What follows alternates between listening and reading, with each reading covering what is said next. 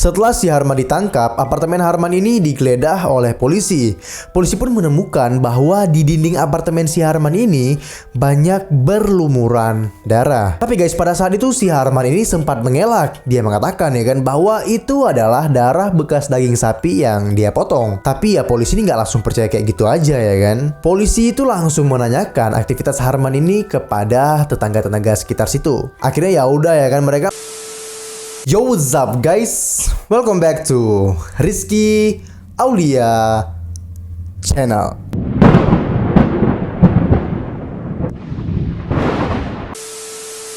Jadi guys, karena ada orang yang udah berkali-kali request minta bahas kasus tentang Fritz Harman gitu ya kan.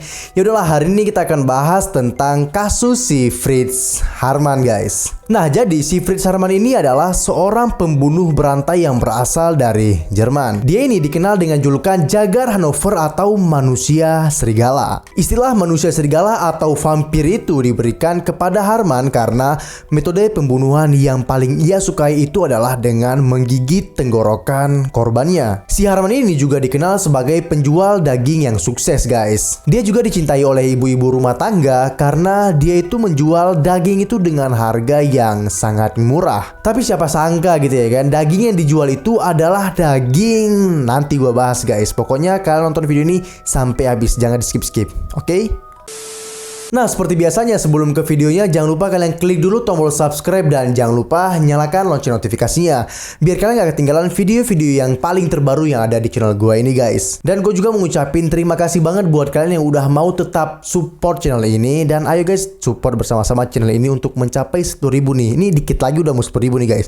Ayo guys, makin di support channel ini biar makin berkembang channel ini guys. Oke guys? Oke, tanpa berlama-lama lagi ya kan, langsung aja kita bahas. Ini dia kisah si Fritz Harman.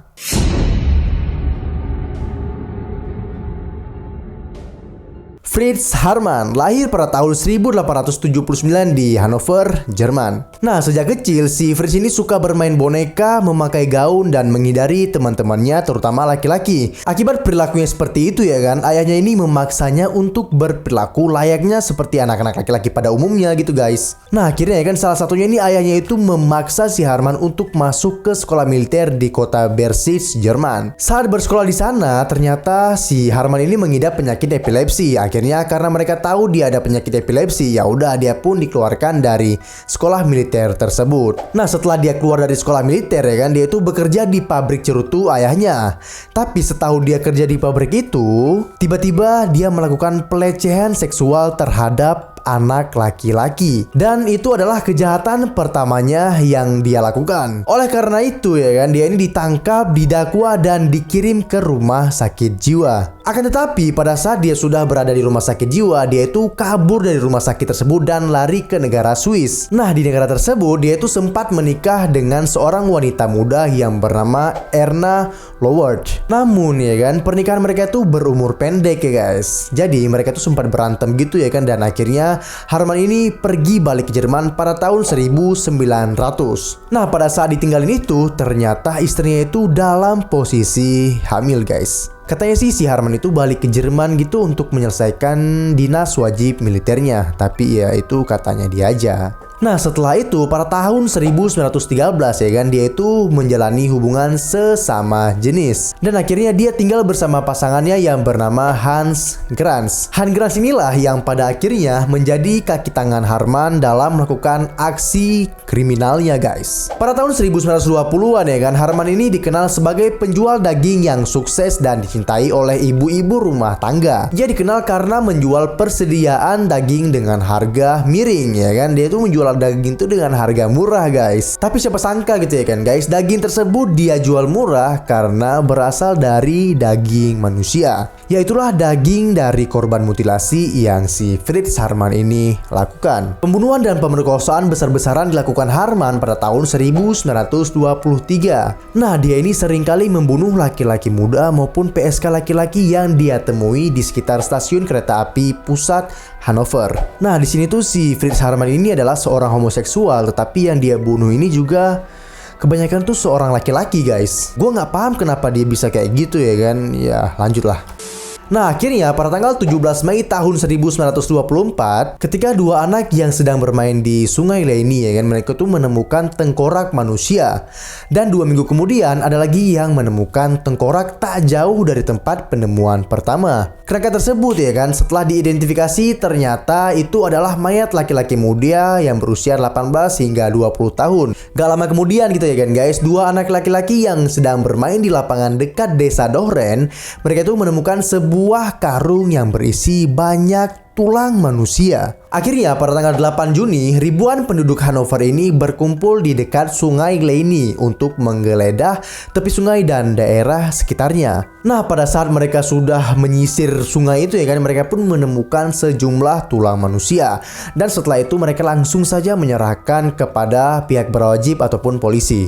Karena mendengar kabar itu dan mendapatkan tulang yang sebanyak itu ya kan, polisi ini langsung mereka tuh memutuskan untuk menyisir seluruh bagian sungai yang mengalir melalui pusat kota itu. Dengan penyisiran itu ya kan, mereka ini menemukan lebih dari 500 tulang manusia lagi guys. Kalian bayangin ya guys ya, itu seberapa banyak yang dibunuh sama si Fritz Haarmann ini gitu ya kan. Oke lah, setelah itu ya kan langsung nih polisi-polisi ini curiga sama si Fritz Haarmann kan, karena mereka tahu dia itu adalah seorang homoseksual. Dan juga mayat-mayat yang dibunuh ini kan seorang laki-laki banyak kan gitu guys. Makanya polisi-polisi ini kayak curiga sama si Fritz Haarmann gitu. Akhirnya ya udah pada tanggal 22 Juni pada malamnya gitu ya kan, Haarmann ini kayak dimata-matai sama dua petugas yang lagi menyamar gitu guys. Nah ya udah ya kan, pada saat mereka tuh sedang menyamar dan melakukan pengintaian ataupun memata-matai si Haarmann ini, tiba-tiba pada saat mereka sedang berada di stasiun pusat Hanover gitu ya kan, polisi dua orang ini ngelihat kalau Haarmann itu lagi berdebat dengan seorang anak laki-laki yang berusia 15 tahun yang bernama Karl Fromm. Nah, setelah si Haarmann ini selesai berdebat dengan si Karl Fromm ini ya kan, langsung aja polisi itu menangkap si Karl Fromm ini untuk diinterogasi.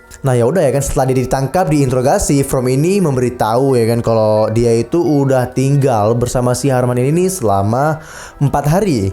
Dan dia itu juga mengatakan bahwa dia telah berulang kali diperkosa oleh si Haarmann. Kadang-kadang dia itu juga sering ditodongkan pisau ke tenggorokannya guys. Nah, keesokan harinya Haarmann ini ditangkap dan didakwa melakukan aksi pelecehan seksual. Setelah si Haarmann ditangkap, apartemen Haarmann ini digeledah oleh polisi.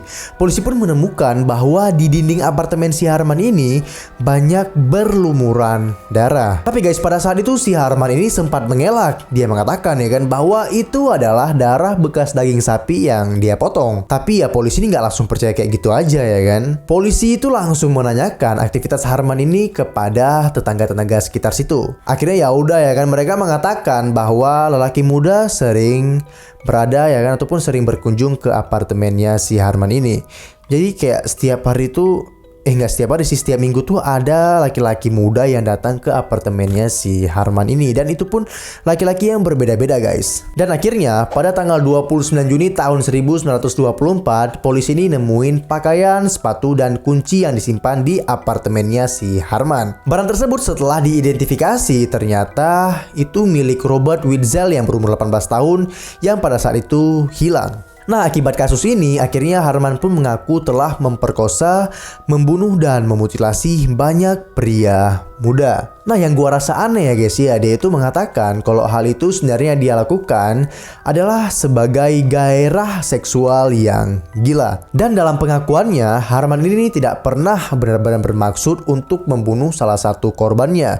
Jadi si Haarmann itu bilang ya kan kalau dia itu sebenarnya nggak ada niat sama sekali untuk bunuh korban ataupun salah satu korbannya gitu guys. Tetapi guys, nafsu yang dimiliki si Haarmann ini membuatnya tak tertahankan untuk melukai korban-korbannya. Jadi bisa dikatakan si Fritz Haarmann ini tuh kayak dia apa ya, memiliki fetis ya, mungkin zaman sekarang tuh bahasanya fetis ya kan.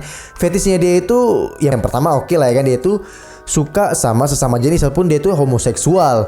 Dan yang kedua, si Haarmann ini tuh dia itu bisa tercapai hasrat seksualnya itu kalau dia menyakiti ataupun menyiksa ya ataupun membunuh korban-korbannya itu. Kalau dia siksa dan bunuh korban-korbannya itu mungkin ya hasrat seksualnya itu terpenuhi. Jika dia tidak melakukan seperti itu ya mungkin gak terpenuhi ya kan. Ya itu kata si Haarmann ya kayak gitu guys. Tapi sebenarnya dia itu gak ada niat sama sekali untuk bunuh, karena hasrat seksualnya itulah dia itu membunuh para korban-korbannya guys. Dan si Harman itu juga mengatakan ya kan, dia itu paling suka membunuh korbannya itu dengan cara menggigit leher mereka sampai bercucuran darah dan mereka pun mati kehabisan darah. Ini orangnya kayak apa ya guys ya, betul-betul kayak vampir gitu ya kan. Tapi gua nggak habis pikir sih kalau di zaman sekarang masih ada orang-orang kayak gini ya guys ya. Ya semoga nggak ada lah. Nah selain membunuh, Harman juga ternyata memutilasi korban-korbannya. Lalu dia memisahkan menjadi 3 potong, yaitu tulang rusuk, bahu dan tengkorak. Bagian kepala itu adalah bagian yang paling terakhir dipotong oleh si Harman ini. Nah, potongan-potongan daging inilah ya kan yang dia jual ke ibu-ibu kompleks ataupun ibu-ibu yang ada di sana gitu guys. Nah, ketika si Harman ini ditanya oleh polisi gitu ya kan, berapa banyak korban yang kau bunuh? Nah, si Harman ini mengklaim dia itu sudah membunuh antara 50 sampai dengan 70 orang gitu. Tapi polisi ini hanya bisa menghubungkan Harman dengan hilangnya 27 pemuda.